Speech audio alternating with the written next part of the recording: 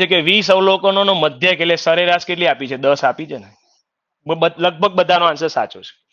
સરેરાશ 2 આપી છે. પાછળથી જણાવ્યું કે એક અવલોકન 8 ખોટું લવાયું છે. કોના બદલે? સાહેબ 12 ના બદલે. કોના બદલે? 12 ના બદલે. 12 ના બદલે કેટલા લેવાઈ ગયા? 8. કેટલા ઓછા લેવાઈ ગયા? સાહેબ 4 ઓછા લેવાઈ ગયા. તો બોલો કાયદેસર સાહેબ સરવાળામાં 4 એડ કરવા પડે કે નહીં?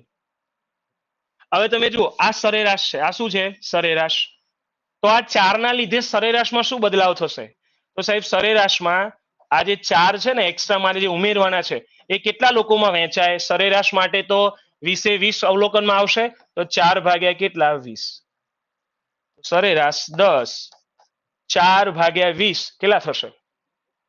બરાબર છે. શું થાય? 2 દુ 4. 2 ભાગ્યા 10 એટલે કેટલા આવી જાય? 0.2.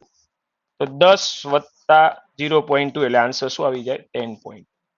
બરાબર છે. આને તમે ડેવિએશન પણ કહી શકો છો, ડેવિએશન મેથડ. બરાબર. બાકી ઘણા બધા વિદ્યાર્થી આ રીતે પણ કરતા હોય છે. Yes, option